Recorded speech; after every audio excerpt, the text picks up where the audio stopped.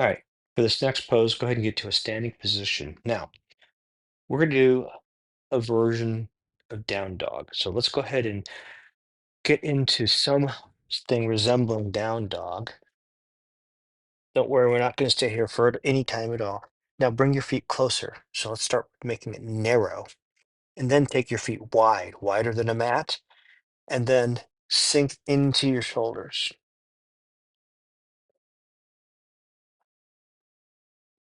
Now, I'm not very able to get a lot of feel in the stretch here when I'm on the ground. So instead, if that doesn't work for you, you might use a pillow, or in my case, I'm going to use a folding chair and I'm going to get a much better pose. So it's how it feels, it's not how it looks. And use props to your advantage. So what I'm going to do is I'm going to show you, let's see, I think this would be good. Yeah. So you'll see about what I'm doing. So what I'm going to do is I'm going to go ahead and get about prepared. And then I'm going to do the same thing. But what I want to do is I want to feel like my breastbone is dropping into the ground. I'm actually going to take my shoulders and pull them back with my hands like this. So here we go. Feet wide, and you can go wider. That's fine. You hopefully will feel a stretch in your hamstrings all the way down to your calves. And you'll also should feel a nice stretch right here in your chest. Another good thing for reversing the effects of sitting too much. So here we go. Now, to get a good target of my shoulder, I'm going to bend my knees a little bit until I can sort of feel like right there. That's it, that locked in. And then I can slowly go back. If you can't get your legs straight, totally fine. Your legs are going to shake, totally fine. If you can, let your head drop. If not, you can hold it.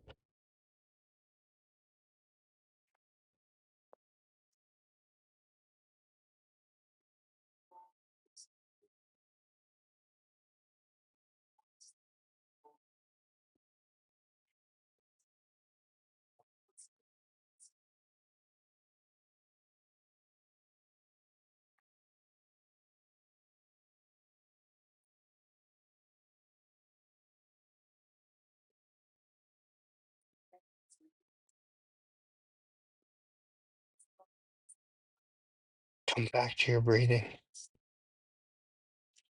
Inhale to a count of 1, 2, 3, 4, and exhale 8, 7, 6, 5, 3, 2, 1. Feeling the stretch between your shoulders? Not maybe bend your legs a little bit until you can get them engaged. And if you need to, a little deeper. Don't worry, your hamstrings are still getting a stretch even if your knees are bent. It tends to move the stretch a little up into the muscle belly more. It's a good stretch. Either way.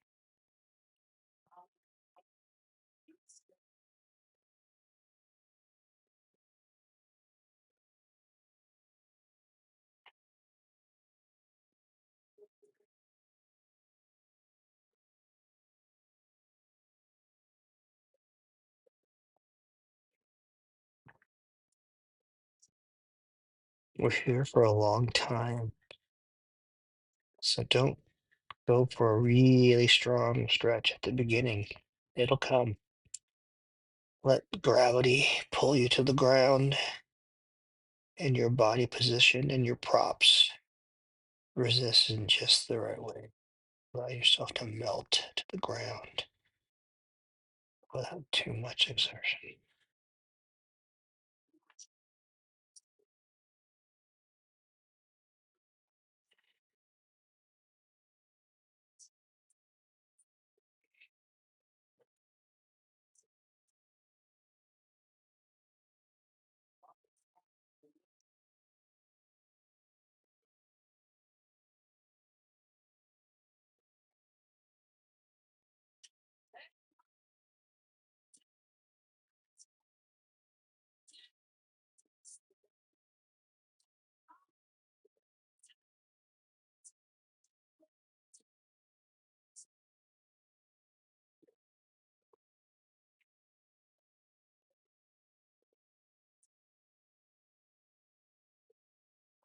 Don't be afraid to make micro adjustments, but try to do it very gently. Be mindful of your body. Scan your body. How are your knees feeling? How are your feet feeling? What about your hamstrings and your calves? How's your lower back? What about your shoulders?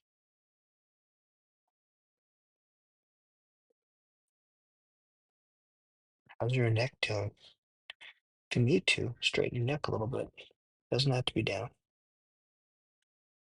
For the first 3 years I practiced this stuff, I couldn't leave my head down like that. Now I can. Took years of recovery, but my neck gotten much better.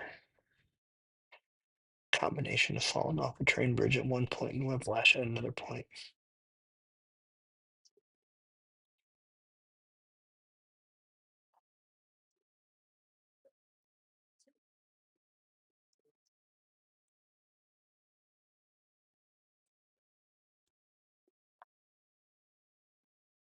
And we're getting close to the end, so don't come out yet. But when you do, do not use your back.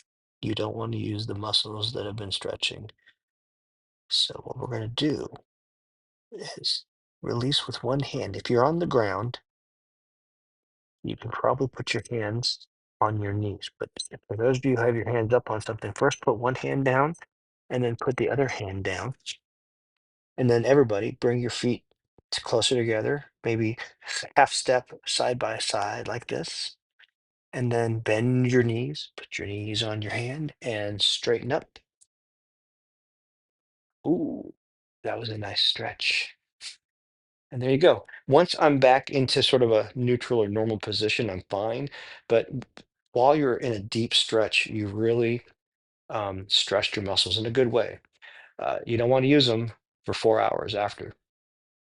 You don't want to go jogging after you do this stuff. This is after you do the active stuff. This is meant to, you do this and you go to bed. All right. Speaking of which,